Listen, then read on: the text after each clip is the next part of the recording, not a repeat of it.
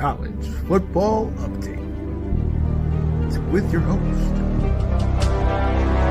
Sean Spencer and Alex Loosemore.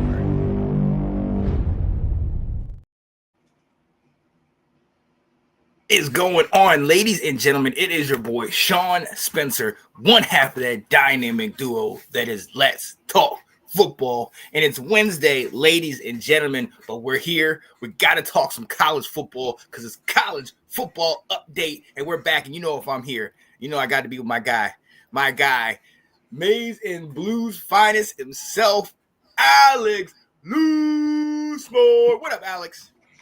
Not too much, man. Always excited to talk college ball. Excited to see little brother back in his place. Paul Bunyan staying in Ann Arbor. So it was a glorious weekend. And now there was some bad news coming out of Ann Arbor, some bad rumors, but overall things are pretty good for the Maize and Blue right now. Oh yeah. And look, I as somebody that has spent years watching that game, I watched it. It looked close to a point. You know, yep. The refs. You know, maybe they were a little envelope at one point. They were heavily leaning us. I'm not even gonna deny that. The reffing was atrocious. You know, I may or may not gotten to a little verbal thing with one of your fellow Michigan fans on that one play that they said was offsides, and I looked for the naked eye, it looked offsides, so I'll give the benefit of the doubt on that. But with the result of the play, with the fumble and the change of possession, and then you have Haynes scoring on the next play when they reversed the call, I definitely stood my ground on that. I died on that hill, but at the end of the day, I mean, you saw the difference. And to me, when you sent the slowed down version of it, it was one of those ones that pretty much no matter how they called it, I would have been like, yeah, okay. Like, yeah, right. It was either such perfect timing or just barely offside. It's so hard to tell. Yeah. But yeah, no, it was. There was part of me that felt bad for them, just how bad the refs were dogging them. But then it was just like, no, they can have it. They can deal with it. The same way I would have felt about Duke. It's like, no, I don't care. I know that's wrong, but I don't care. And look, exactly. I got to be honest. Like, even still, you still got to play defense. And I know the first touchdown, they ran like a QB sweep around the left side, and the blocking was just perfect. It was a wall, and you see Bryce just running up.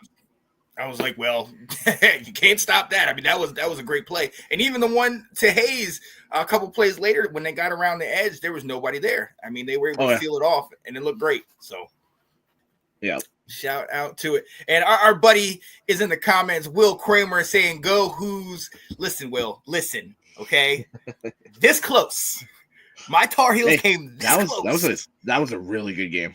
I will say that was a really good game. And if I was a North Carolina fan, I'd take that as like, okay, we're building. Like that was a step in the right direction. Being able to go toe to toe with a top 25 team and take them to overtime. And you guys took your shot. You went for the win. Went for that 2-point conversion, and it came up short. It is what it is. Like, but no, it absolutely a step in the right direction.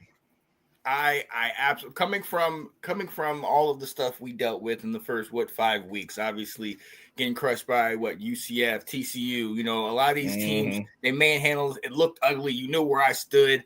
Shout out to Jim Jones, who's in the comments, who's been telling me it's going to be like that this year. You know, it's going to be like that. We're going to talk about you. We're talking to you, my guy, because I know you're dealing with some stuff right now. Yeah, you got some stuff to say, I bet, tonight, Jim. Oh, yeah. But no, I mean, honestly, playing Cal, only losing by 3 in that game on a Cal team that we're very high on with their freshman quarterback. And then coming into this game, we know how good UVA is. And to play the way we did, and when he went for 2, no hesitation, you know I've been hard on Bill Belichick all year, but that was a moment that I said, all right, I'm leaning towards your side on this one. You're going for it all. You're going for the gusto. We're taking it. We're going to go for that win. And I don't necessarily like the play call, but it was inches away. So, hey, That's where we're at, and like you said, we're trending in the right direction. I like that.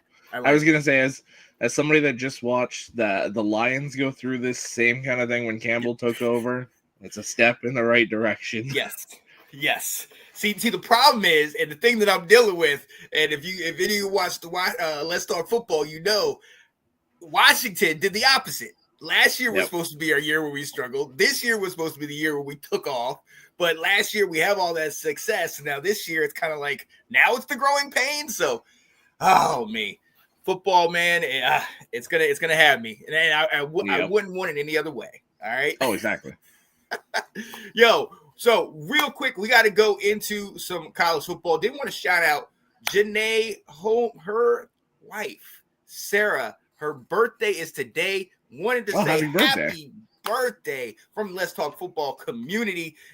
It wasn't for you, Sarah, I wouldn't have been able to have Janae talking back and forth for 8+ years. And obviously you support everything we do. So definitely want to take a minute to shout you out. Happy birthday. Go Commanders. We know you're a diehard Commanders fan. It's hard living in that household, but I understand. Yeah. Oh, man. Let's get into this. Oh, Jim Jones, what up, man? He said, I got lots to say. And yes, UNC, hell of a freaking game. Oh, my goodness. Yes, sir. Yes, sir. Alrighty. Who we got?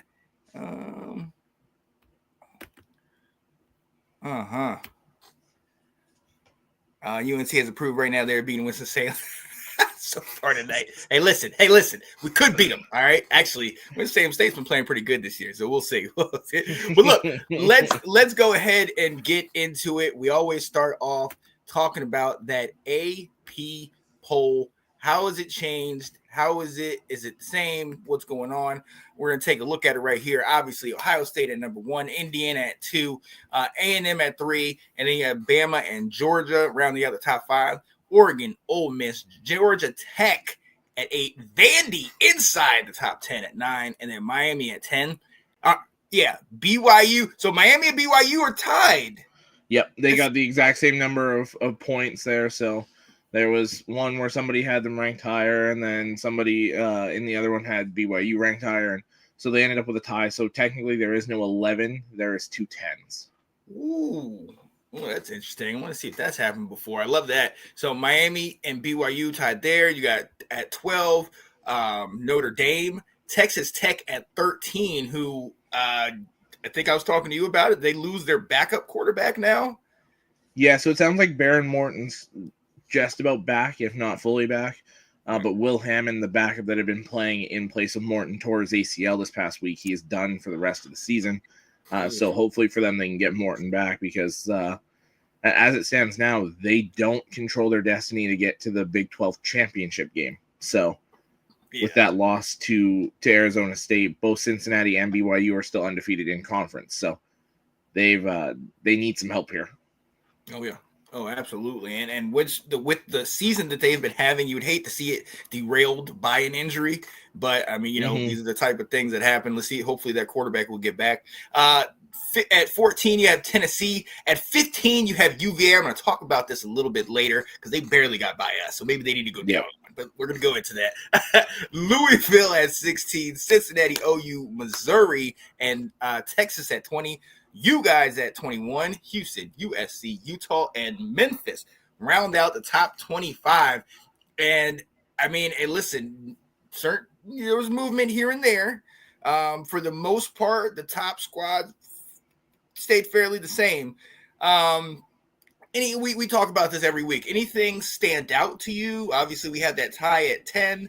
Notre Dame still at 12, UVA up at 15. Like anything stand out to you this week? Not really. I think to me, 14 through 25 are all pretty similar. You could kind of jumble that up however you wanted, and I wouldn't really disagree. Now we'll see with Missouri. Bo Pribula, if I'm not mistaken, broke his leg on Saturday. He was very severely injured, so he's done for the season. Yeah, that one looked very ugly. Hopefully he recovers very, very smoothly and quickly and ready to go for next season. But honestly, like Tennessee, Virginia, like none of those teams are where I'm like, oh, they're clearly ahead of the teams behind them. Right. So it's hard to say. Like, to me, seeing Purula out, I'm like, should they really be 19? But you can't really judge it until you see the new quarterback play as the starter, the full week of starting reps. So kind of wait and see with this back half of it. But overall, I think the front half from 13 up is almost exactly what it should be. And I think this back half could kind of be jumbled. The one thing I want to throw out here is the teams just outside. A lot of the other teams that got votes that didn't get in, are in that group of 5 section. Yeah. Navy's the first team out, then Tulane's right there. You got Washington, Iowa, but then South Florida, San Diego State, then LSU, but then James Madison, North Texas. Yeah. It's flooded with those teams that got like a couple votes here and there. A few people thought they should have been like 24, 25. So it's going to be really interesting to see, especially with a lot of these teams kind of cannibalizing each other in their conference play, see how many of these group of 5 teams make a run at that auto bid spot, where it seemed like it was South Florida's right from the start, but then Memphis beating them kind of pushed them out, putting Memphis in the driver's seat for that as of now. But like I said, there's 8-9 teams in the running for that group of 5 auto bid. So I cannot wait to see how that shakes out. Oh, absolutely, man. And you talked about Memphis coming back in there. They were knocked out at one point when they were undefeated. Now, that back and forth. But then on the flip, you talked about the cannibalization. Vandy plays Texas this week, don't they? So they're going to – and they still play Tennessee and like – exactly. So none of these are set. We know that they're going to flip-flop. Georgia, y'all might need to watch out, because even though the train is off the tracks, I'm kind of still holding on. If Florida beats you, that's all I'm saying. That's all I'm saying, Georgia. I'm going to throw this out there now, like 3-4 weeks in advance. I think Georgia Tech pulls it off. It's at Georgia Tech. I like the Jackets in that one. We remember what happened last year in Athens. It took 8 overtimes, 7, 8 overtimes. And I'm calling my shot now. I like the Yellow Jackets at home against the Bulldogs this year. I like it. I'm right there with you on that, man. And look, we know that they're thinking about that game, and we also know how hyped they are. How they are definitely riding that momentum. And I don't know if you've seen, but a lot of those Georgia Tech fans are starting to crown their king, their Haynes king. Guys, he's that dude, man. He's absolutely that dude. So yes, I'm with you on that. I'll say this again. Having multiple, at least 4 ACC teams in the mix with Louisville, UVA, Miami, and Georgia Tech, like we mentioned, it's a beautiful sight. We already know Big Ten, SEC. Everybody's clamoring about these guys, but when you bring us in there, we play good ball in there. But it's interesting because at the beginning of the season, it was Florida State, it was Clemson. Now the big dogs are out, and you have teams like Virginia, Louisville, Tech, and I love seeing that. Now, the one interesting thing I forgot to bring up with the Big Ten is every Big Ten team that's ranked there has a shot at the auto bid still. Ooh. Because if Michigan beats Ohio State, that essentially knocks Ohio State out of the Big Ten championship game. Because if they have one loss in conference, Michigan has the one loss, Oregon has the one loss, USC has the one loss. SC is actually the team that goes. Wow. The way the tiebreakers go, if all those teams end up with the one conference loss, SC and Indiana will play for the Big Ten championship. Ohio State needs to beat Michigan to get the Big Ten championship game. So they'll still get in to the playoff essentially regardless, unless they collapse this last month here. But saw a bunch of tie-breaking scenarios where it doesn't look like Michigan could really get to the Big Ten championship game unless another couple of these teams lose 2 games. And then it would be Michigan over Ohio State to get in and play Indiana. But it was interesting to see that SC, if Michigan beats Ohio State, controls their own destiny to get into that Big Ten championship game and could get that auto bid. So it is still all up for grabs in the Big Ten, even though it kind of seems like Ohio State and Indiana have separated themselves. Oh yeah, it really is, and let's be wary of that Michigan-Ohio State game because, as we all know, after Ohio State lost last year, they didn't lose again. So they went scorched earth. Yeah, right. So if that happens again, I don't want to see a repeat of that. You know what I mean? But you know that it's been a long time. And listen, Ohio State fans, I know you might be mad at me because I keep telling my guy to bring it up. But Alex, go ahead and tell him how many days it's been since Ohio State has been victorious over y'all. We're at 2,160 days and counting. Come on now. What you got to say about that? Let's go. So look, yeah, this is where we're at. Jim Jones saying Tech down is mid AF. Are you talking about Georgia Tech or Texas Tech? Who are you talking about, Jim? Let us know, man. But this is up in the air. And look, hey, again, we've mentioned it. They'll cannibalize each other. All this stuff could potentially switch by next week, and it's going to keep going down. But next week, if I'm not mistaken, next week is the first CFP top 25, right? Yeah, next Tuesday at, I believe, 8 p.m. Eastern. Right as we typically go live, I believe, is the reveal. Yes. So definitely stay tuned for that because we got to talk about that. And that's when things really start getting serious. You start understanding what teams need to get there and how this stuff is all going to play out. So that has been the new AP poll. Again, we'll get more into that as the weeks go. Ben Cornett says the Mission beat Ohio State 10-4 over and out. Absolutely. Yeah, I think it's an interesting one because, I mean, as always, we're in their head. Mm-hmm. But it's interesting to see if they're going to finally rely on what their strength is, which is their quarterback, their receivers.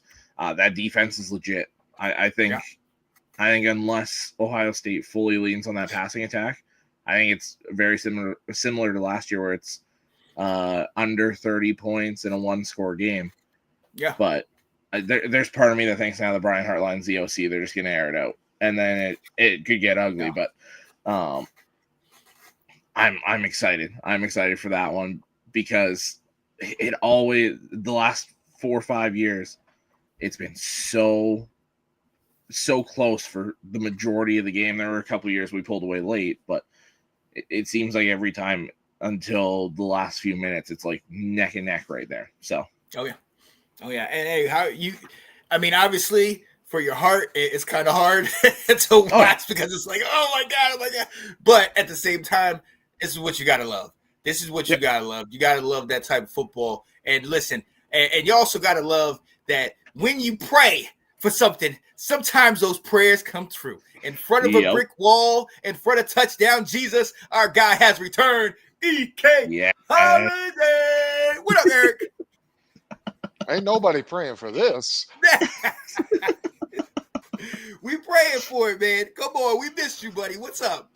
Hey, man, just hopping in. I haven't gotten to keep up with where all y'all's terrible takes are at so far tonight, but I'm sure you'll expedite the process of catching me up. Realistically, Florida's still in. All right. The one thing I did say that seemed kind of surprising is the Big Ten is still totally up for grabs as far as the conference championship game. Yep. If Michigan beats Ohio State, they essentially don't have a way into the Big Ten title game because of tiebreakers. Mm-hmm. If all these teams, Oregon, Michigan, USC, they all have the one loss and then Indiana still runs the table, it is actually USC that has the tiebreaker and would go face Indiana. That's wild. So Ohio State does need to beat Michigan to get in, unless USC and Oregon both lose another game here. Well, I'm hoping that Michigan is sharpening their skills. I hope so. Because do theory is really knocking hard. Yeah. It really, really is. I've been trying to mentally just push it away. Oh man, yo. Jim Jones says Texas Tech. Yeah, hey, well, they might get their quarterback back. They got a big game this week, right? Aren't they playing Texas who Tech? Do they play this? It's a big game. It's Is it BYU? Do they play this week? I know Arizona State was last week. It might be Kansas State. Okay. Okay. At Kansas State, but this is a different Kansas State team, a resurgent team that's actually been getting some dubs as of late. But yeah, we'll see if that starter's back.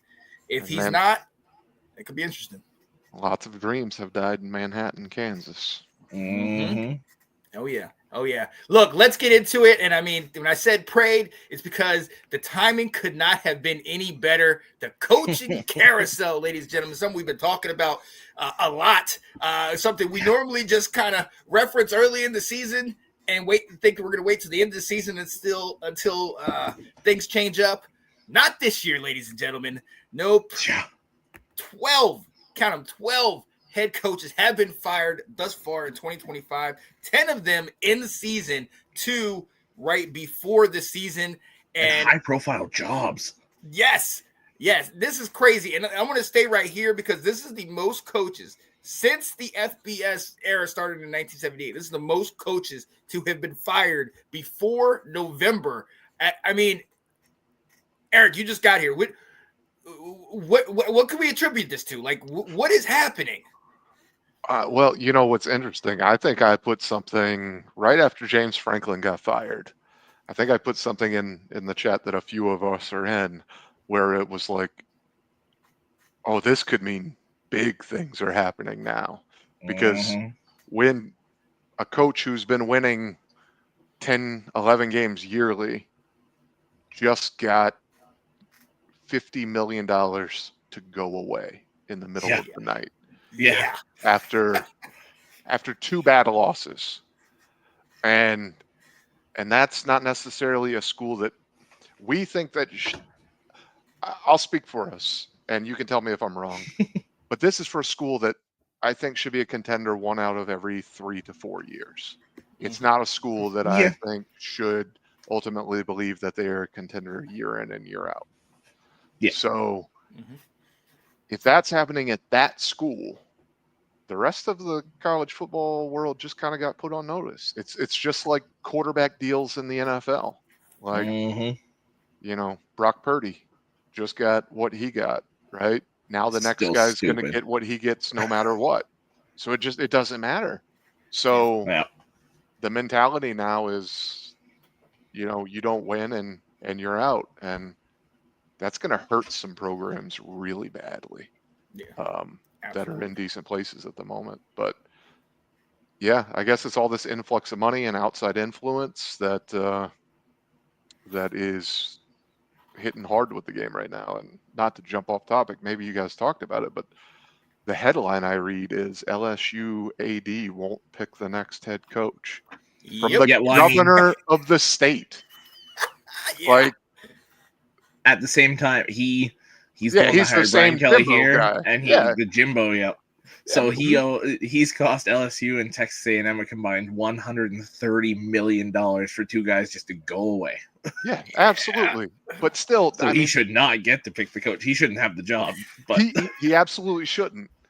But this just tells you the outside influences over the sport when the governor of a state with plenty of problems of its own right is talking about what's going to happen with the head football coach of their prize program.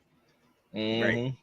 Well, they had a stat that came out that said you're giving your coach, you're firing your head coach, giving him $50 million, and then 23% of Louisiana lives in poverty. It's like you could have easily reallocated that money and given it somewhere else. But I mean, unfortunately, this is where we're at right now. And you alluded to it, and Nate did too. One of the reasons why, and I'll come to you, Alex, one of the reasons why this stuff is happening is because teams aren't afraid of these major buyouts like they used to be. When Jimbo, when he got bought out, Ed Ogeron, everybody was, oh my goodness, this is crazy. Look at all this money. But now you're seeing guys getting bought out left and right. I mean, the money is just flowing. Is this good for college? Or, I mean, what does it do for expectations on a team? I think a big reason why there's so many right now is because of the programs that are doing it. Penn State, LSU, Florida. These are teams that want to be in that playoff contention and that national title contention. Yep. So you can't be sitting there in January being like, you know what? I think we need to go in another direction. You need to go now because early signing days, early December.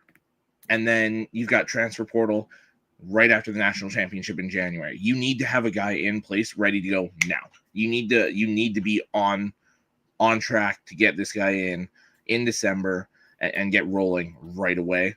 Because, I mean, we've already seen the influx of recruits leave Penn State and LSU right off the bat. We had probably 15 guys from Penn State in the first 48 hours that were either fully decommitting or reopening recruitment. So you need to get guys, need to have plans in place at the very least to get these guys right away. So I'd imagine you're going to get guys that are pretty comfortable with these spots. Two guys I'm looking at, Penn State, is Manny Diaz, Duke, their former defensive coordinator. See if you can maybe get him to come back. And for LSU, one name that I'm seeing come up a lot more lately is from the NFL coming back to LSU, Joe Brady, the offensive coordinator from when Burrow and Chase and Jefferson and all those guys were there, that historic 2019 season. There's a lot of noise I'm hearing now about Brady coming and being the head coach because he's getting head coaching looks in the NFL. So maybe LSU just jumps at it and says, come be our guy and see if we can get rolling. Can I tack one thing onto here for you? Oh, yeah. We need to be very, very honest about something. The reason this is happening is because the same people who are funding the coffers for the players are the ones who are stroking the check to say, hey, I'm not happy with the result we're getting. Yep. I'm giving my money to this program and we're losing. Yeah. So we have unofficial Jerry Joneses around all of college football. Yeah. Because LSU does not fire Brian Kelly if they do not have a way to stroke that check. The state couldn't afford to fire him. The school couldn't afford to fire him. If I'm not mistaken, it's an individual donor. Individual one guy. donor. I was like, I'll pay it. Let's go. Get him out. Like, wow. So, I mean, if I'm telling you, hey, I'm going to cut off the water to your program, if you don't get rid of this guy, you're getting rid of him. Like, there it is. And and they've taken over. And we've seen, look, when high expectations meet low patience, and you have guys that have the money to buy it out, then it's not as much a question as it is, I'll give you till this week. I'll give you till that week. And if you have, we saw with James Franklin, 3 straight losses in a row. Now, mind you, I think we need to add the context to who they lost to. A team that had not been leading at any point in the season in UCLA that just fired their head coach, and then a Northwestern team that has annually been the doormat in the Big Ten. Both of those teams get wins over a team that's supposed to be in the playoffs, and you see that. And then obviously with LSU, let's talk about your guy, Brian Kelly, out at LSU. Obviously the buyout, obviously all this stuff, and talking about recruits. There was a guy that actually, I believe, committed to LSU once they found out that Brian Kelly was out of there. So, Eric, as you have, I sent you a video today about I got a PhD in Brian Kelly. Okay, right? You know exactly what's going on. So, talk to us, man. We got LSU fans in the comments sitting here, feeling some type of way. Did you see this coming? I mean, I did not see this turning out to be a successful journey. I don't know that I saw that it would end quite the way that it has, as quickly as it has.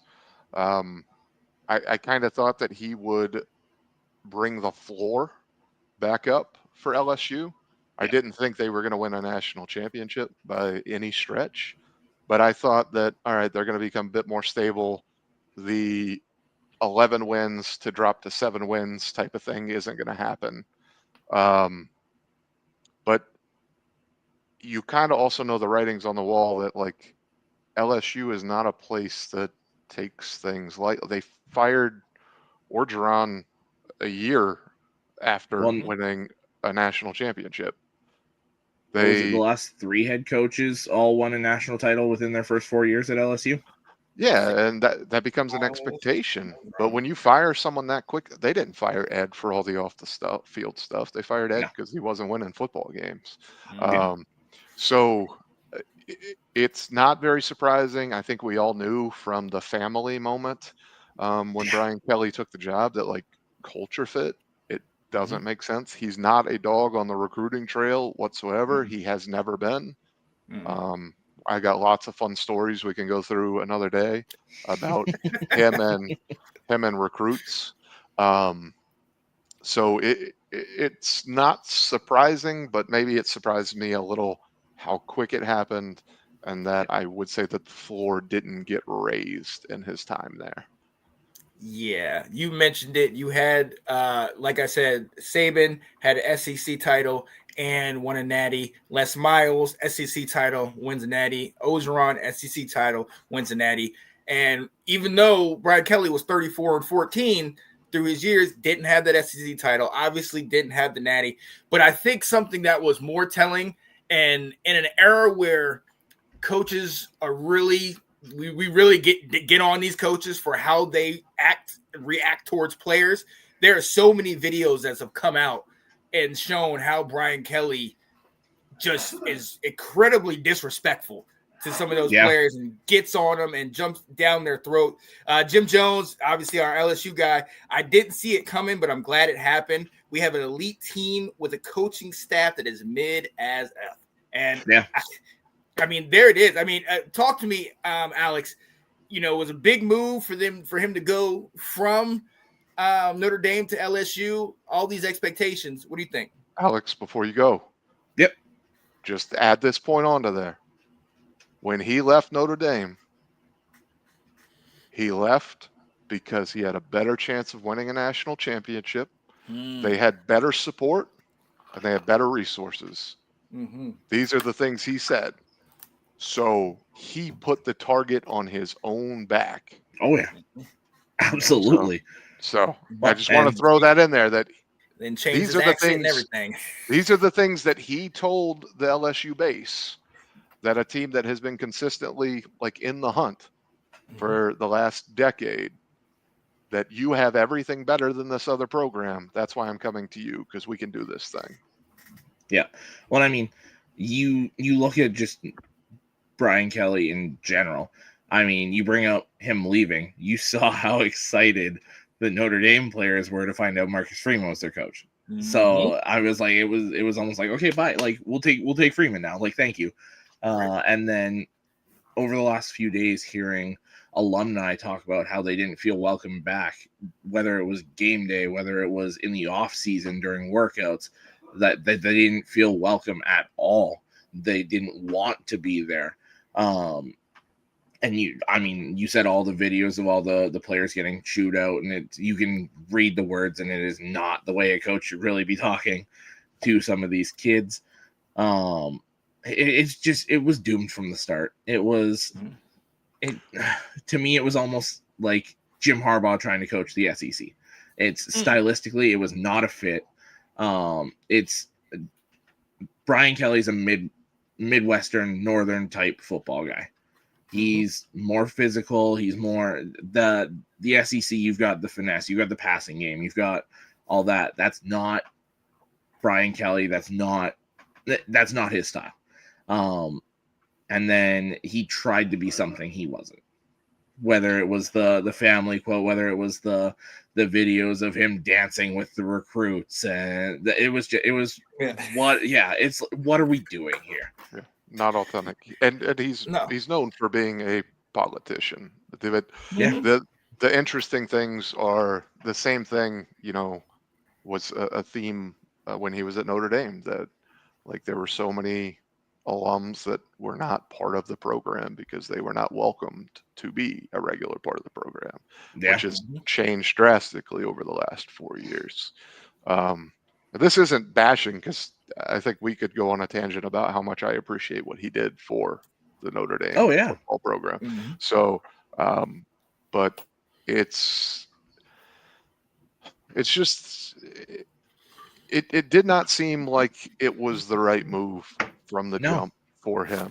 So we didn't want to fire him, but we know that we were happy when he decided to take the next job. Well, and Kelly's a hell of a coach. He's just it's in the right spot. Like he's a top 15 coach in college football. It's just when he's in the right spot. And I can write his post-game loss script from like years and years of experience, and it's the same exact one that he gives at LSU. So it doesn't matter what it is. So yeah, I mean, but he's happy. Look, we're all talking about this dude got fired, but he collected. He's getting paid $750,000 a month to do nothing. Oh, he's playing. He's probably playing less golf now than when he was the coach at LSU. He's chilling. That's what it is. And look, as if he did hear his ears twitching because we were talking about coach firings. Our guy, Will Kramer, has entered the building. Will, 12 coaches out in 2025, 10 in the season. Obviously, Brian Kelly's out here. For those of you who don't know, we got a group chat with the four of us. And Will has just been clamoring, telling like, this coach is gone. That coach is gone. Head coaches right now. That's why I'm wearing I fire a coach every single week. Absolutely. At least one. Yeah, I'm pretty sure the over is above 2. Yeah. So, Will, when you think about this, what do you think about the Brian Kelly and just the overall landscape of college football with all the coaches? Yeah. I mean, I echo kind of exactly what Anthony was saying on their podcast last night, where it's like it was never a fit from the beginning. It just felt awkward and like a forced marriage. But to what you guys saying, I mean, he is going to make you a top 15 program, absolutely. So he has a chance to go somewhere else and be very successful. I'm just a big fan of all the firings right now. Like it sounds horrible to say because like you're uprooting all these families, but my thing is just like we have put all these put all this pressure on these players, but then here these coaches just get passes every year and year, and they're making a huge amount of money. And if you're going to get $10 million a year plus, and our expectation is you're going to take us to the playoffs or you're going to take us to a championship, and you can't do that, go. It's called accountability. Yeah. Mm-hmm. Good gracious. Yeah. See, I bet you in the NFL, we want to keep those guys. I'm guessing LSU. I'm guessing LSU is going to give somebody more money than they just gave Brian Kelly. I'm thinking they're going to be like, "We'll give you 15 a year. Come right now." Yeah. What was it on the college football chat where I saw something? So I don't know where I got it from. Where they said they are going to start making. They're going to take out the buyouts in the future, but have higher salaries. We will give you $150 million over 5 years, with the idea that if they were to fire them, it's more of you're firing as an at-will employee. So they can make more money per season, but the school does not have this hook that they have to be. That's interesting. Yeah, I don't know if there's merit to it, but that was kind of like what someone had said. This is the future of coaching contracts. I can see schools pushing for that. I don't know if the coaches will. Yeah, exactly. I mean, when you're the in-demand coach, you kind of get to dictate what you want. So that's the interesting thing. But maybe at like some of those middler tier, like it makes sense. But when you are the hot guy on the market, you're gonna get whatever you want. You're the guys like Lane Kiffin this offseason. I think he's gonna be wine and dine by every team available. Well, I mean, we don't even have to go much farther than Notre Dame. I mean, how many people have been after Marcus Freeman over the last couple of weeks? We've heard the top 2 jobs already that were there before LSU. Right. He's taking the Virginia Tech job. It's all right. Move on. What's that? He's taking the Virginia Tech job. The only way he's going to leave is if Ohio State was to come open. That would be the only job he'd sniff at. What's the connection there? Is that where he went? He played at Ohio State, yeah. Gotcha. He was Jim Tressel, his mentor. He's very close with. Gotcha. So he's from Ohio originally. So yeah. Oh yeah. But Now, Will, since you're here and we gave you your entrance because You are the Grim Reaper when it comes to these coaches. We've seen 12 and 10 in season already get fired. You always hit us up with who's on the hot seat. Who are you considering as to be one of the next couple coaches that is on their way out? Let's see. I mean, the easy one, but I think it'll be at the end of the season, will be Mike Norvell. Florida State, they have to move on from him. I'm trying to think. What about this guy in Auburn? Yes. Freeze? Yes. Hugh Freeze, who is it? Is it Hugh Freeze right now? So is it Brian Harsin? Is it Hugh Freeze? Yeah. Would they go in season this early? I'm not sure. Probably. But I mean, he's got to be gone. Is this year 3 for you? What's that? Is it year 3 for Freeze? Year 3. Yeah, that makes a huge difference. Yeah. Mm-hmm. Yeah, you got to give him a chance a little bit. Will, what about one of your other teams we've been talking about last couple of weeks? Luke Fickell, Wisconsin.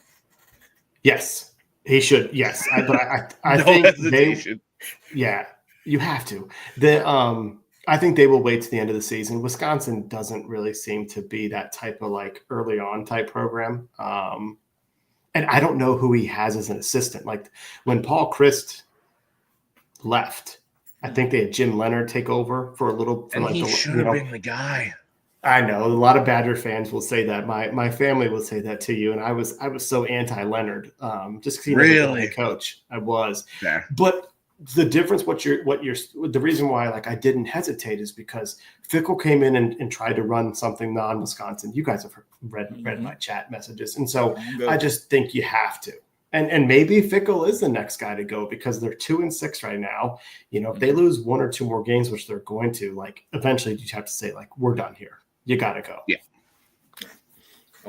Now, does he get any slack? Because like if you look at it statistically, they've had one of the top 3 to 5 toughest schedules, just based on the actual strength of schedule metric. Does he get part way into next year based on that, or do you think it's still enough to pull the trigger? You got to be competitive, and they haven't been competitive. They haven't been competitive, and not only that, this year 2 or year 3 for him. 3.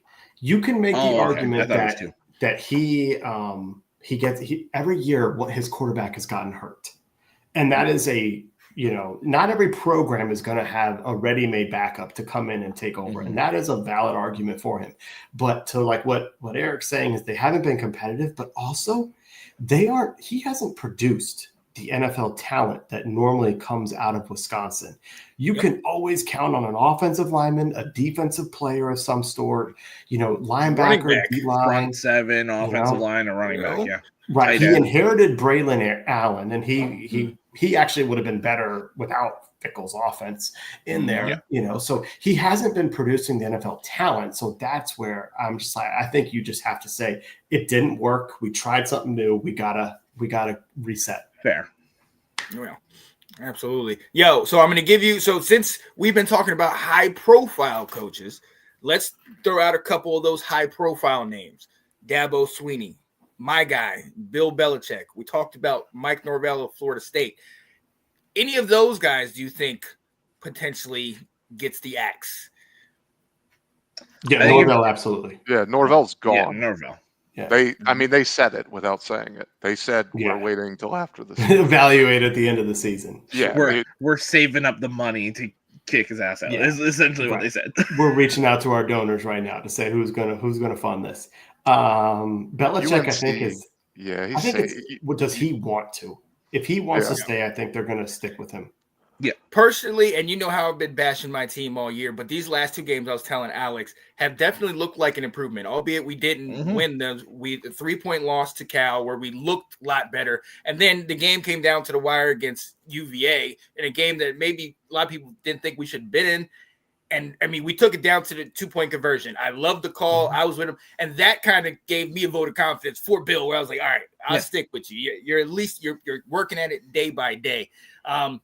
But I want to go back to that Florida State job because knowing that Norvell potentially is gone. We got our guy Joseph in the comments.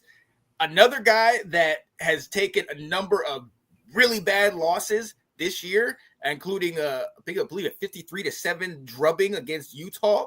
Dion in Colorado. Obviously, a lot of names have tied him to Florida State. Is he on his way out at Colorado? I know this is just his first year without Shador and Travis Hunter, so it should be a grace period. But what do we think? He's on his way out because he's taking the Florida State job. I think if he goes somewhere, not because they're not going to fire him. Yeah, I don't know that he's getting the Florida State job. It seemed like a given a year ago, but it doesn't feel like that now. I'm just sticking to my narrative. That's all. I like it. I like it. I have my Bill Belichick narrative that I'm going to jump into here in a second. But the Colorado, they are so, whether or not they are relevant on the football field, for the first time in 30 years, they are relevant in the college football world. Mm-hmm. And I don't know if they can give that up right now.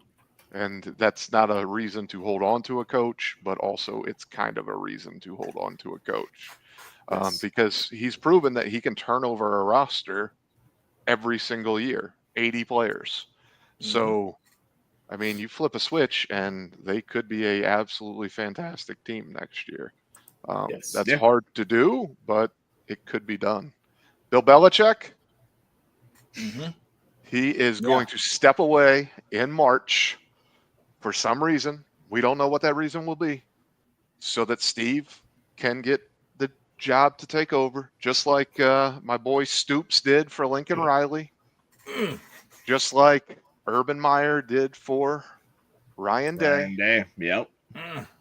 Belichick is going to stay long enough that they can't hire another coach, and Steve is going to get the job handed to him. Nepotism. Either way, a Belichick will be the head coach. Here we go. What has Steve shown? Like the other succession, but that's why he's doing it. That you put in place were like the father son. You want to know what he's shown? The last name Belichick on his birth certificate. That's what he should. That's what it is. And that's why he's going to do the timing just right. Shout out to Jim Jones. He said, I think management and Bill have an understanding most athletic organizations don't have. They know it's not an overnight success, but Bill will show growth sooner than later, as shown in the UVA game. Look, I've called about 75 transfers. Right. We talked about turning over rosters, and he even talked about it in an interview today. He said, this is not going to be a process that's going to be overnight. Like Jim is saying, this is going to be a day to day. You work on fundamentals, you execute, you start becoming high level execution at certain fundamentals, at certain things, and you start becoming repetitive, doing it daily. And once you get that going, then you can start building stuff. So we've already seen improvement from that drubbing on Monday night at the beginning of the season to TCU to where we're at now. And for me, it has been really critical of him. I honestly think this is something that's good for us. And to your point, I don't know if they're gonna go to the sun. I don't want that. But at the same time, we need something, man. We got to figure it out. The dude is 73 years old. How long is the runway going to be? As long as he has that young lady on his shoulder, he'll be forever young. I'm pretty sure that means he's going to go out sooner rather than later. But she has to have her guys at campus. She has to have her guys. She's not just sticking with this one old dude. But I guess the thing is, it wasn't a long-term hire to begin with. So I don't know how we can argue that it's about building the program over a duration of time. My issue with him building for Steve to take over after. Well, that's what if that happens, we see it. And my thing with him is, we all know that the reason why he came here is because he didn't get a job in the NFL. He wasn't getting another position. So that's another question: is he getting an NFL job and take off? Right. And you have to think he probably would have gotten an NFL job, but he wants the same control he had in New England. Yes. And that's why he's at North Carolina. Yes. Yeah. Now, let's go to the other Carolina. Will Beamer. Came into this season with a lot of high expectations. Obviously, they haven't kind of come to fruition. You've tied his name to Virginia Tech, or he said he wants to stay. What are your thoughts about Beamer in South Carolina? I think both Shane Beamer and Dabo Swinney are in the same situation where their jobs are they're on the hot seat to make a change, not replace them, but to say you need to look at your staff and figure out what needs to fix there. You know, I mean, when Dabo's lost some of his assistants to become head coaches, and his recent rounds of hires have not been good. He had a really bad defensive coordinator for the past couple of years, and he finally replaced him. So I think they both need to take a look at their staffs first before the schools let them go.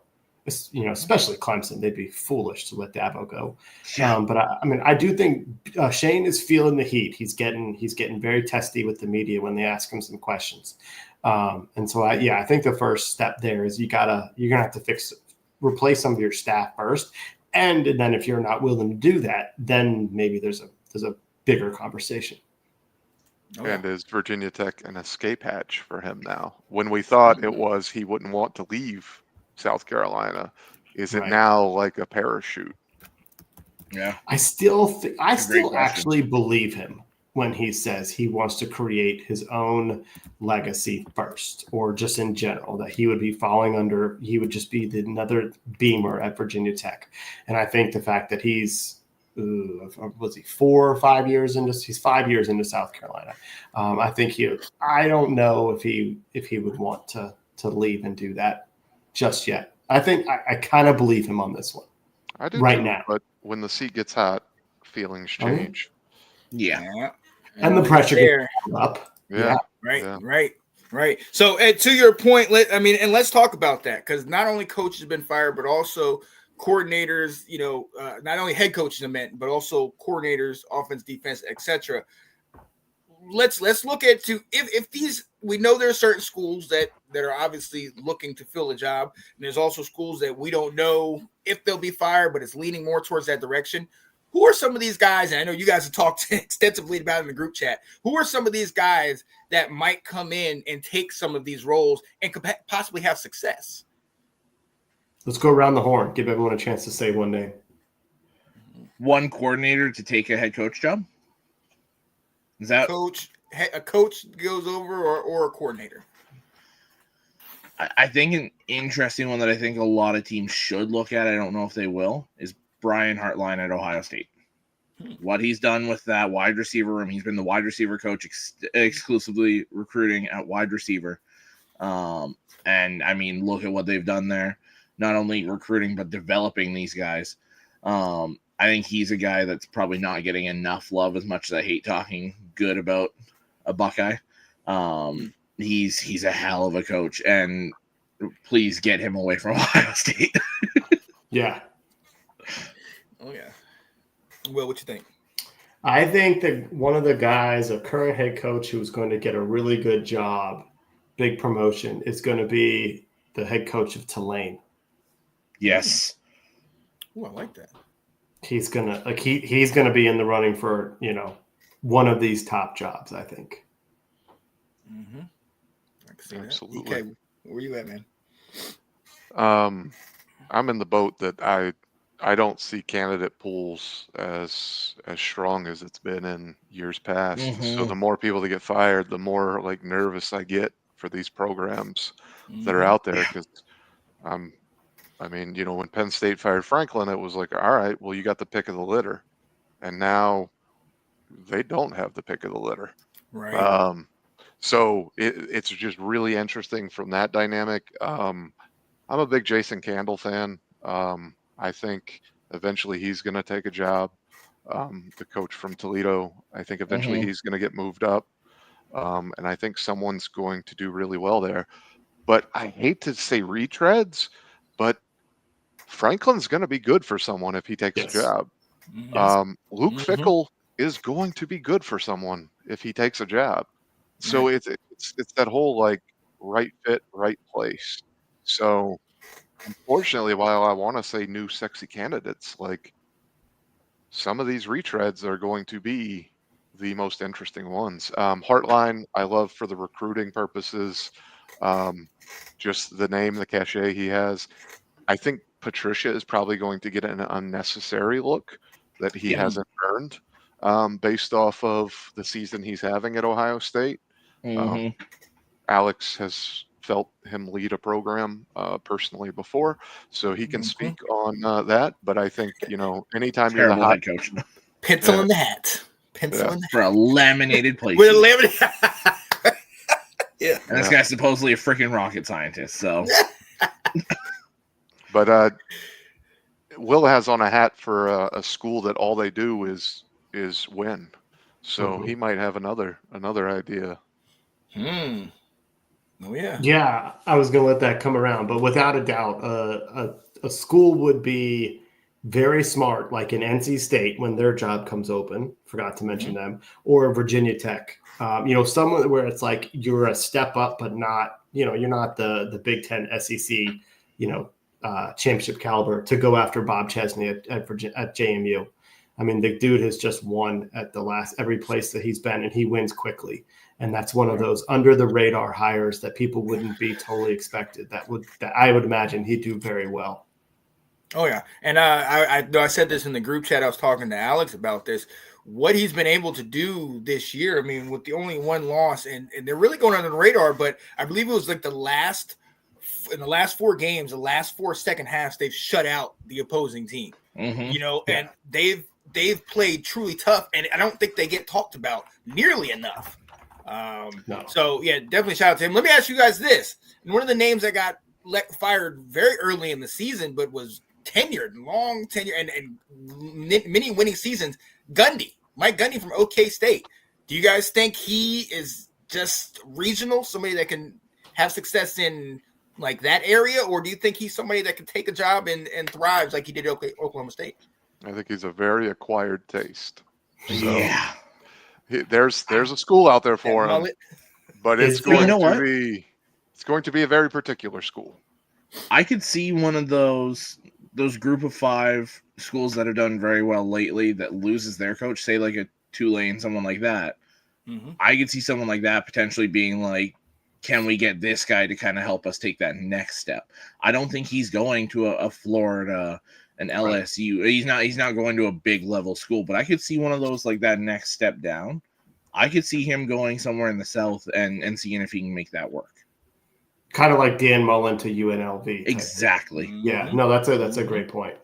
And that's one of those names you just said. That's one of those names that we should have thrown back right. He's going to get looks at a ton of jobs. Yeah.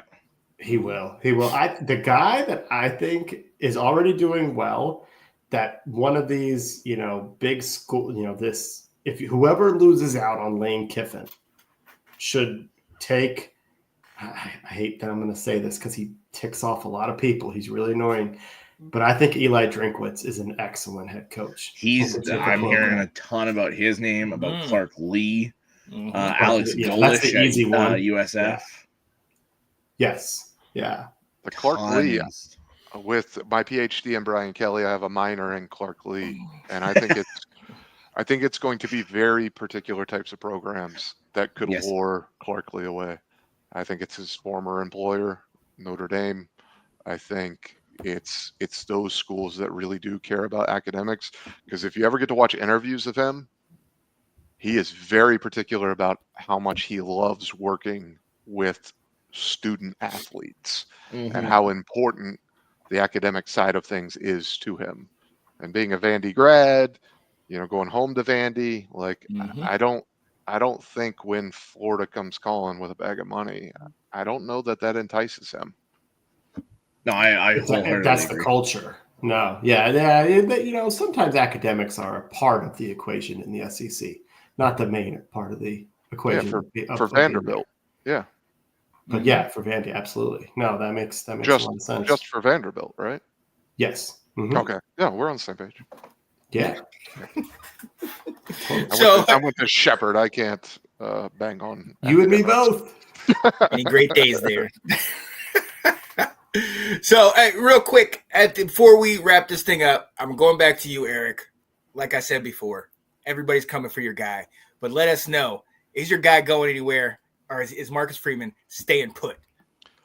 Yeah, I really don't. I mean, I don't see Ryan Day going anywhere, so I'm not super worried about that opening up. Now, if they lose to us again, they finally? Maybe, but I think he got very comfortable when the seat was getting a little bit hot before last year. There's a lot going on at the program. From what I understand, there's not anything that he's asked for that he's been told no to. And that's very important. We locked him up last year to a longer term deal. The new, $400 million facility that's being built on campus, that here's a real interesting tidbit for you, that Jack Swarbrick refused to sign off on until Brian Kelly was gone. And then as soon as Brian Kelly was gone, he made sure before he left that went through. So that new facilities, like, he's a perfect culture fit. Like, it's hard to see. And he has a really young family. I mean, he has a kid that's going to like Cornell or something now, but he has like kids that are in like young elementary school. He has a big family. So there's a lot of moving parts there that I don't think, he doesn't strike me that he's looking. No, I was like, I don't see him leaving for a long time. Because even there's a good chance if OSU comes open that they'll just hand it to Harline. Like, just keep the program continuity. But and I think it would be him or Freeman. OSU is gonna. I mean, Marcus is a hot name right now, but OSU is going to be targeting resumes that have a championship pedigree already. So it's a hot name, but they have certain expectations. So absolutely. Right. Absolutely. Well, ladies and gentlemen, hey, we have it has been crazy all year long. All these coaches that have been getting fired, let go, hot seats, cold seat, everything, and we're here, and it's not done yet. We're not even in November yet, so who knows? We might see a couple of Sparty, Boston College. I mean, Narduzzi falls after 2 years. How did they get rid of Jonathan Smith? They've been terrible. That's how. Yeah, because they've regressed even worse. And in this day and age, they're winless in the Big Ten. They're winless in conference games. In this day and age, where people want it immediately, you saw it. I had a buddy that didn't even watch the game. That's a Spartans fan, because he's like, I'm not watching until the coach is fired. It just, you expected so much more. I mean, their expectations weren't super. I didn't. You expected more. Agreed. I didn't. In-house. I'm talking about in-house. You guys aren't Michigan State. But they did. Yeah. They got waxed by UCLA. They got waxed by UCLA. That's everyone's getting waxed by UCLA. Neuheisel is going to be the head coach at UCLA. I don't even know what I hope so. I hope they pull the trigger on Jerry. I've got they got Jerry's hair going. I've got my next narrative. I'm pushing it. It involves the Spartans. Jonathan Smith will get fired. And the coach that they're going to get to try and help build them back up is Brian Kelly. Brian Kelly to Michigan State. Brian Kelly. He was the Grand Rapids coach, right? Yep. Not Grand Rapids. Central Michigan, and then it was Grand Valley State. Grand Valley, that's it. Yes, he's a Midwest guy. Oh, there you go. But here's the thing. Brian Kelly ain't coaching football again, man. Ooh. He's done. He's done? Yeah, by choice. Interesting. By choice. Okay. Yeah. He's done. I can see it. I mean, he's cashing that. He'll end up on TV somewhere, and he will be a very polarizing figure once he's on TV, because so many people hate him. But you know what? They'll tune in to watch him because they hate him. I guess I can see that. I was going to say, is he in demand for something like that, to be in media? Oh, he's very very eloquent. Like, he's a strong personality. Like that speaks TV like that. I mean, he wanted to execute our entire team after a game once, and they still let him continue coaching. And shout out to Jim Jones. He said, I wish Brian Kelly on nobody.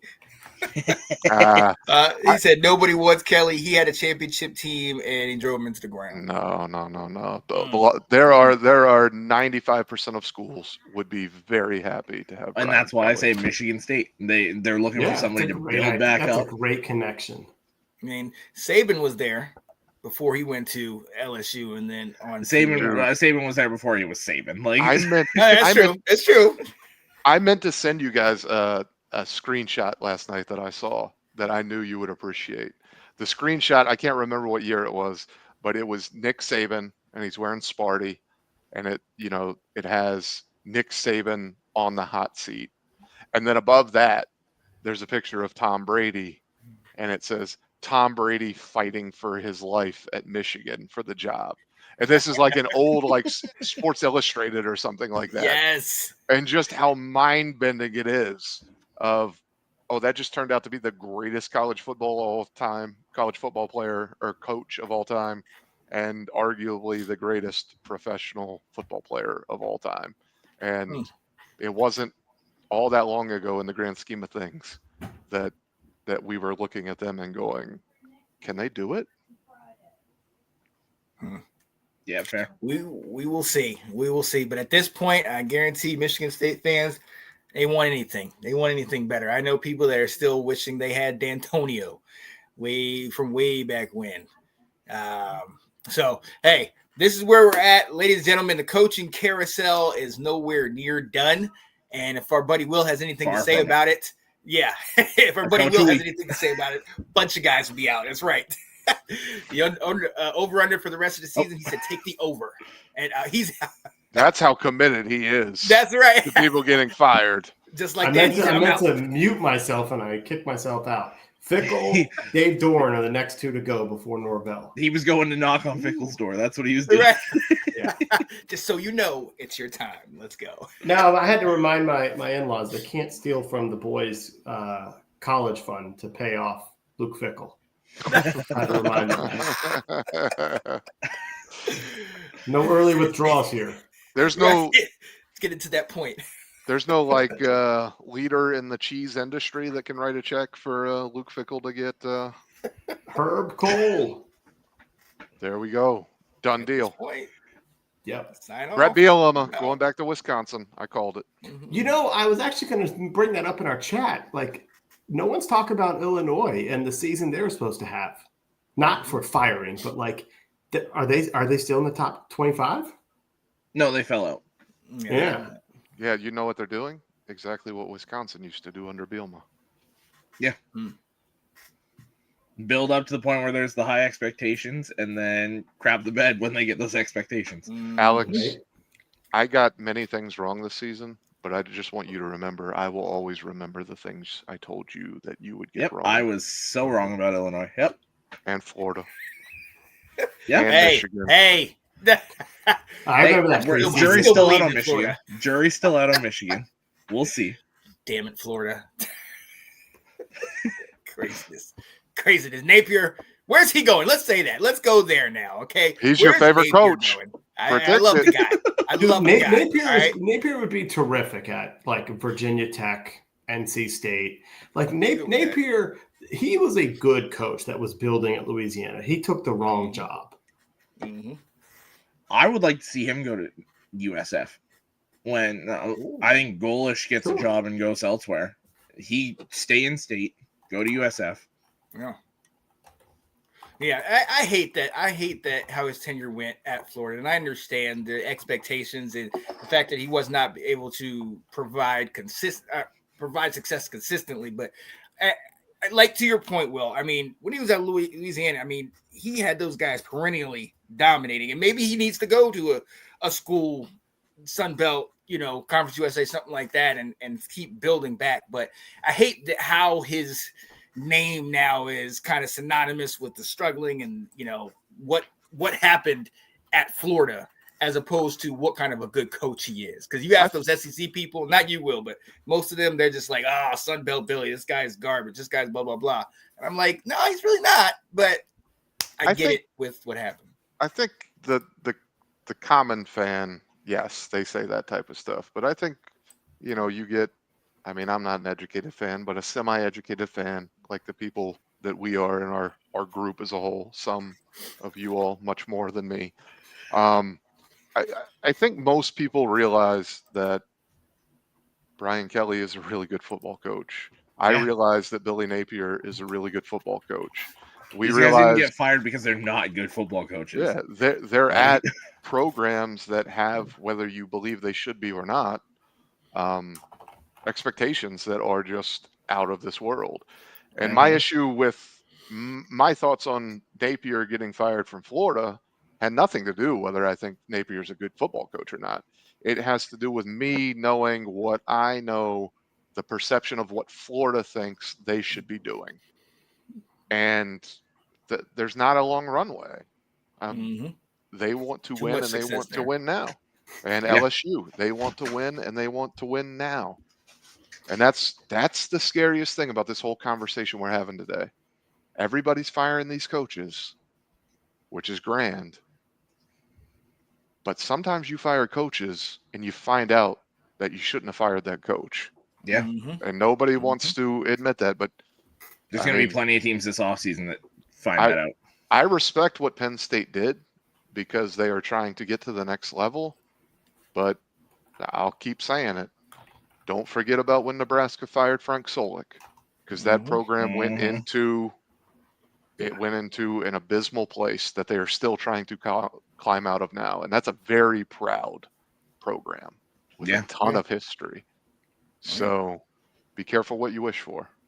Well, I think it goes back to the question that before any of this, before the Franklin fired, before a number of these guys got fired, and all of us, the question that seemed to keep resurfacing was, if you fire this guy, who are you going to get that's on that level or higher? You know what I mean? Like, I could not have fired Franklin. I would have done what Will said, which is Dabo and Beamer. Brian Kelly, 2015, he had a season that was fireable by any measure. And what did the AD said? The AD said, you can keep coaching this football team, but your staff is being upended, and we are changing how you hire your staff. Then all of a sudden, Mike Elko and Clark Lee get added to the staff. And all of a sudden, there's a quick resurgence that saves Brian Kelly's career. Like, he didn't become a bad football coach, but sometimes you just need to shake things up from where they're at. And I could not have pulled the trigger on firing Franklin with the success he's had, but I could have done exactly what Will said and said, hey, man, you're getting a new OC and a new DC, and we're gonna start from there.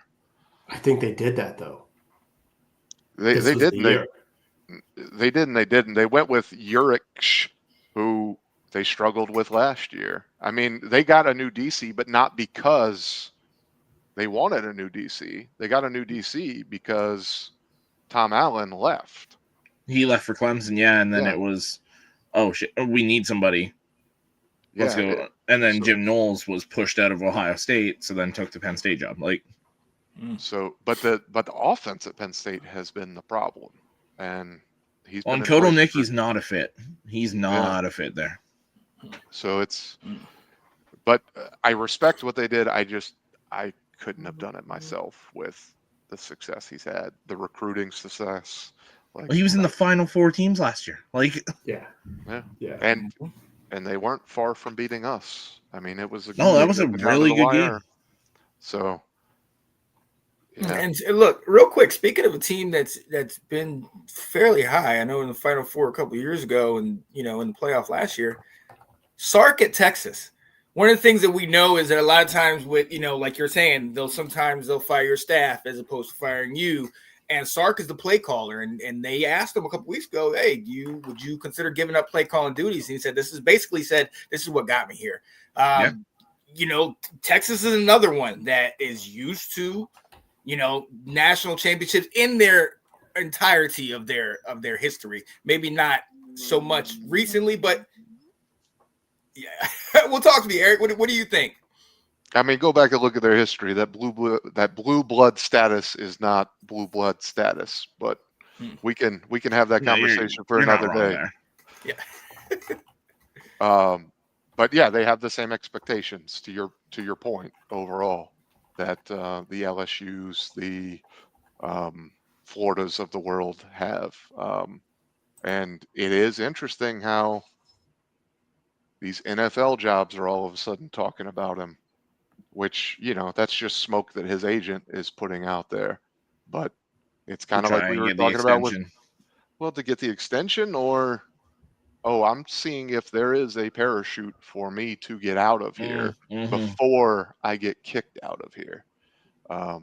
Because let's be frank, he has not lived up to the expectations that were set, whether they were fair or unfair, at Texas. Fair. At the same time, though, I think, is there really going to be anyone else that gets you to 2 Final Fours back to back, and then like conference championship game in the first year in the SEC? And like, I think he's built up enough recent success to get himself. Like, I don't think he's fired this year. No, the seat would be warm heading into next year, I think. Yeah, but at the same time, 100%. You lost almost the entirety of the offensive line. You lost your top your top healthy running back from last year, multiple receivers. Like, there was so much loss there that I think just that this was the retool. We should have seen it as the retool year, not there was so much hype. That was the majority of people had for Arch, where it was just like, essentially he's Superman, he's going to deal with it. But there's so much change from last year's Texas team to this year that the expectations were unrealistic. But we go back to kind of the way Sean kind of laid it out for us. I said Penn State realistically should think about contending once every 4 years. Texas doesn't look at it that way. Texas looks at it as we contend every year. Right. But there is no down year. We reload. The same way Ohio State looks at it.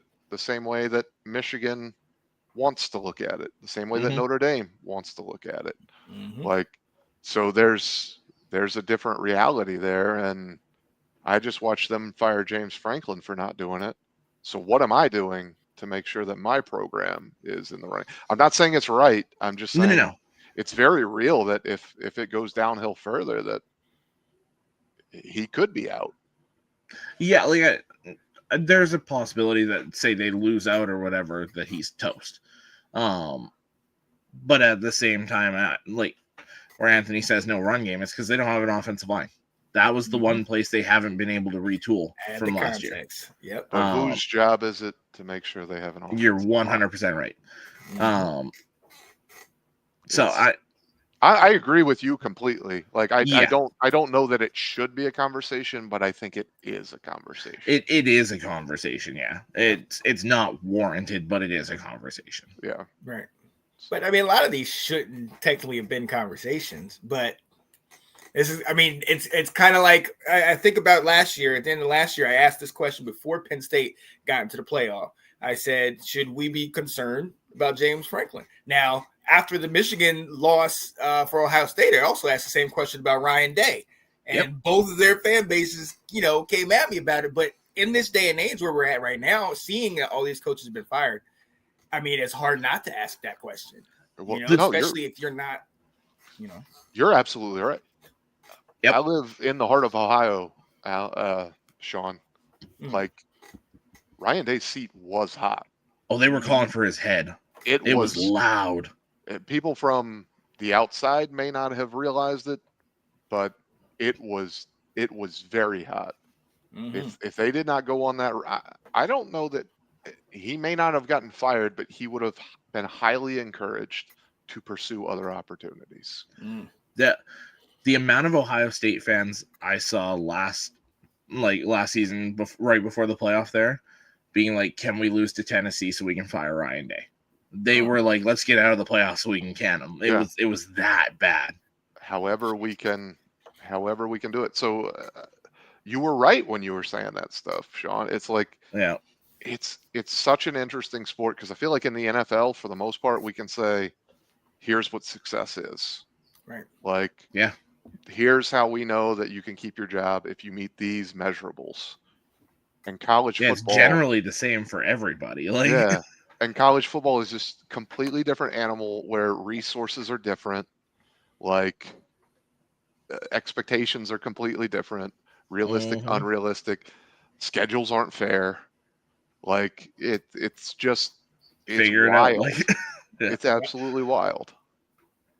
Now, I mean, the Penn State one with James Franklin, he's a great coach, but there was the long-standing narrative of versus top 10 teams, where it was year after year after year after year. Anytime there was a number between 1 and 10 in front of that other team's name, they crumbled.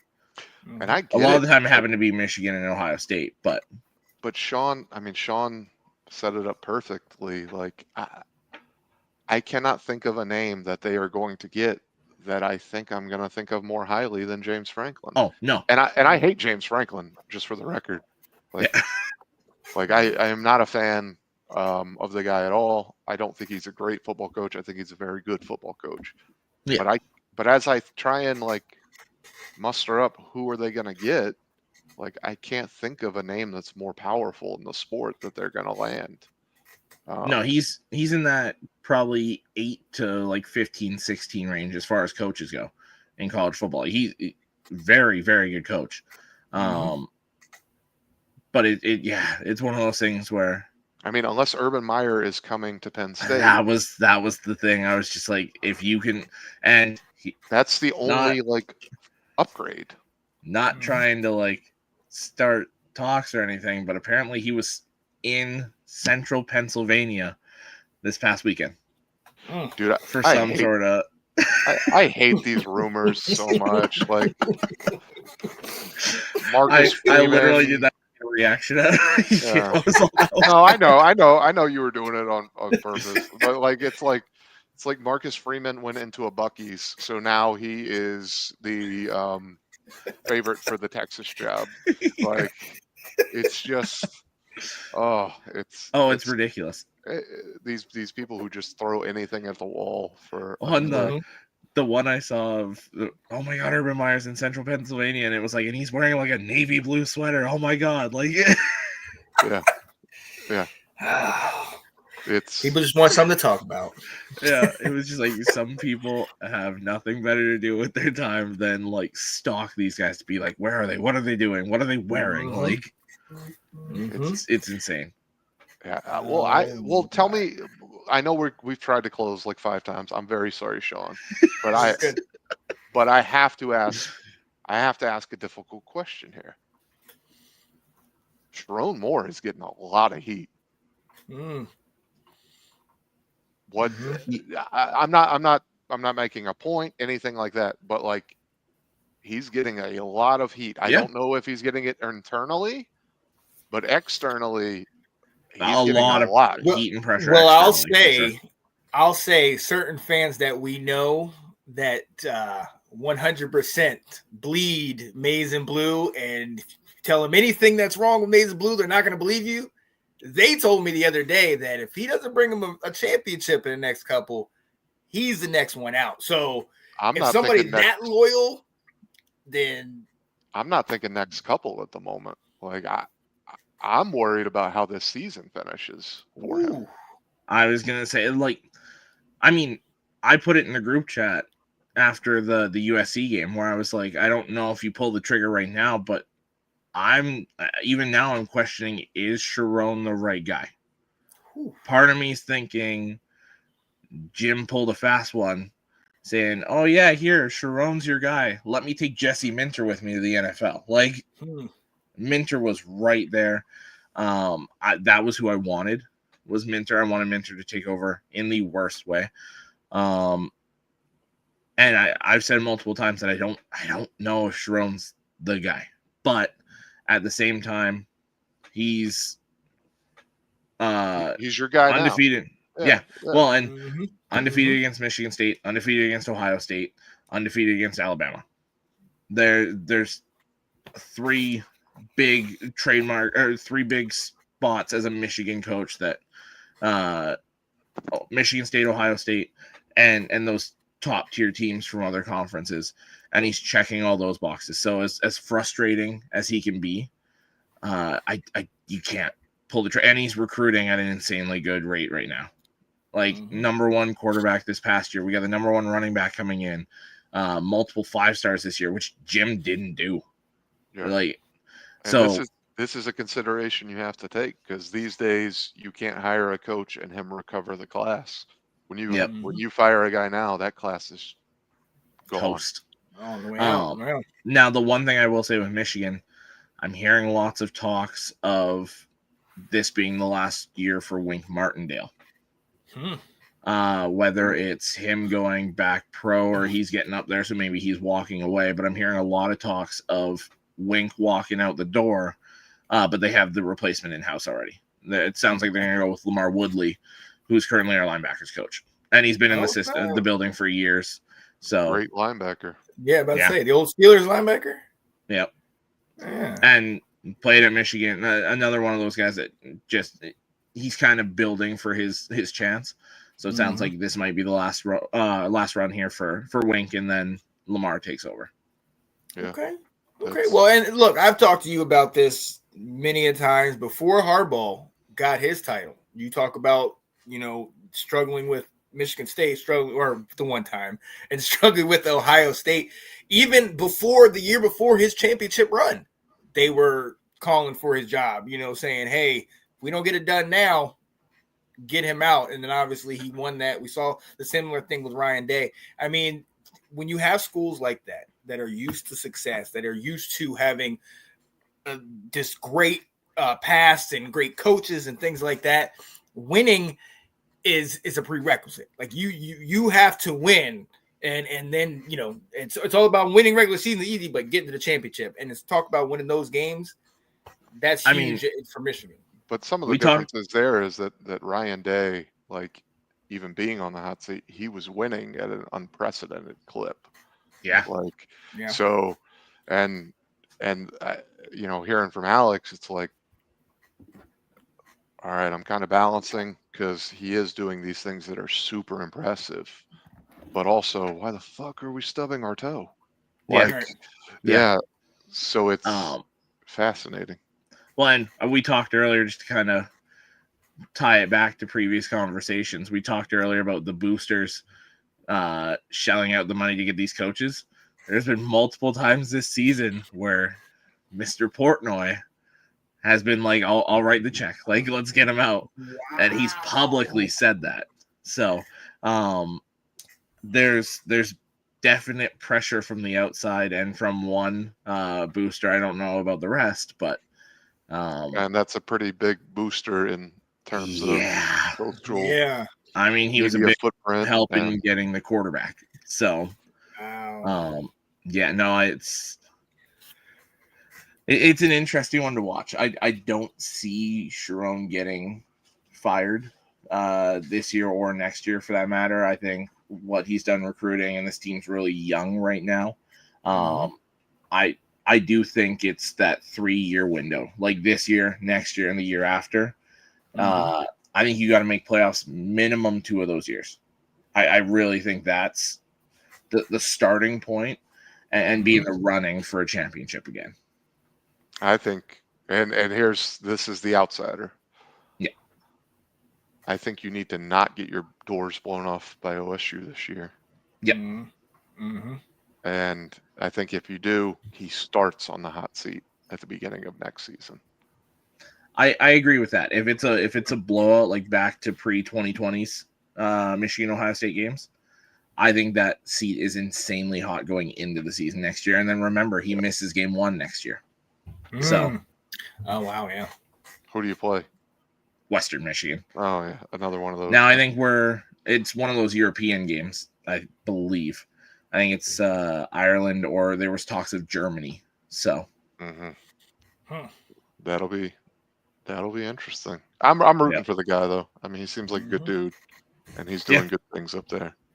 I mean, I hope he gets fired, like as a coach, because you're Michigan, but I'm rooting for him as a person, so I'm just not sure what to do here. Exactly how I am with Marcus Freeman. I'm just like love everything about him, except former Ohio State alum and coaching Notre Dame. Like everything else is like great dude, love the guy. Those two things get him out. Like contradiction. Yeah. Makes no sense. Yeah. Jim Jones said they're going to give Sark some time only because they're new to the SEC. We shall see. And he said, damn, that's wicked lose to fire a coach. I mean, look. Oh, when they were talking about Ryan Day like that, yeah. Yeah. Boosters want what boosters want. We've all seen 30-30 pony excess, and that's when things were back behind closed doors. Now it's all out in the open, and these boosters aren't shy. You know, they want a winner, period. Hey, Alex has a booster that's got enough money that if he wanted to, he could pay for a presidential pardon for Jim Harbaugh. And Jim Harbaugh come back and coach Michigan. Yep. Good. Like top 3 richest men in the world. Craziness. That 10-year ban could be gone in. Wow. Yeah. Just got to put buying money a title. There was also towards the right campaign. There was enough people talking about it that it made a fair bit of noise when this team in the NFL started to struggle, being like, could he be the next coach at Michigan? And it was John Harbaugh. Could the Ravens fire John and he be the next head coach at Michigan? And she's like, we're just going to take all the freaking Harbaughs now, aren't we? We do. Right. Stay in the family. That would be hilarious, though. Oh, it would be so funny because Dad coached there, then Jim, then John. Like, wow. That would be funny. Yeah. All right, Sean. I will officially shut up now. No, I mean, hey, coaching Carousel. This has been the show, and you know what? It's kind of funny because we didn't expect to be here, at least not this deep in these firings and talking about these coaches and everything. But the fact that it took up this much, the entire show, 90 minutes of show, lets you know this. I mean, this is where we're at right now. We've talked about the NIL, we talked about the boosters and the namings like this, and transfer portal and all that stuff.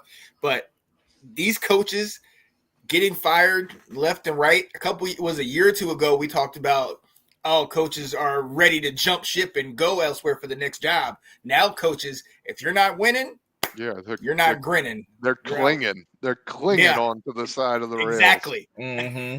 Yeah. Exactly. And I'm hoping that we get Bill O'Brien fired this weekend. Go Irish. Bang bang. I got nothing against Bill O'Brien, but we need some style points. Yeah, get it done. Colin said, "What happens to the Horns running the SEC?" I mean, weren't they in the SEC championship last year? In year 1, yeah.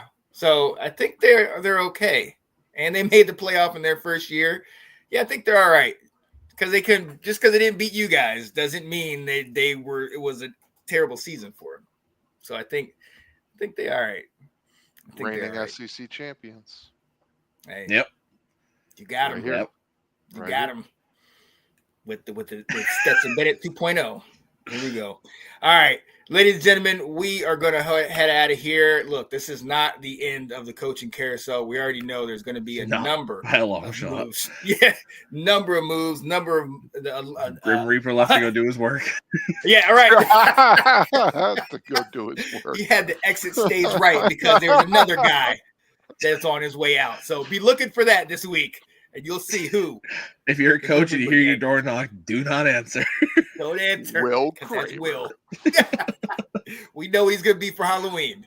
The Grim Reaper. Let's go. All right, ladies and gentlemen, we got to head out of here. For my guy, Mr. Alex Loosemore, you see that guy down there, EK Holiday. It's your boy, Sean Spencer. We appreciate all you guys in the comments. Colin, Jim, Nathan, Anthony, Ben, etc. We love that you guys join us and stick with us talking about these daggone coaches. And we'll send the care package to you, Jim. We know you're going through after you lost your coach. And actually, matter of fact, you might be happy now that he's out of here. Because I was gonna say, if I'm him, I'm hoping Lane Kiffin. I like the idea of Joe Brady. If you don't get Lane Kiffin, but I don't see how Kiffin doesn't take that job. I wanted to get the dude from the Water Boy. Water Boy. You know the coach I'm talking about. Yeah. Yeah. Right. Yeah. That's Ed Orgeron, isn't it? Yeah, Ed Orgeron reunion. Ed Orgeron, Joe Dirt combined. Yeah. Right. If we're tossing all these names out here, a certain Nick Saban said his one regret was leaving LSU. Nah. No, it's not going to happen. That man would lose all credit built up in Tuscaloosa. Statue torn down tomorrow. Miss Terry said she hasn't heard a number high enough yet. So there it is. Terry, well, you know what? Runs that. He might be tired of sitting next to Pat McAfee. He might be ready to go back. Yeah. Michigan State reunion. There we go. Oh my goodness! I know some fans that would be. Actually, no, I know some fans that are still pissed at him because his time at Michigan State. I was like, but he was the GOAT. He's like, wasn't the GOAT then. He sucked for us. I was like, oh, damn. That's how we're doing? Okay. Okay. Right. Back it off. Look, ladies and gentlemen, we're out of here. We'll see you guys next time. Definitely good talking to you. Peace. College Football Update with your host, Sean Spencer and Alex Russo.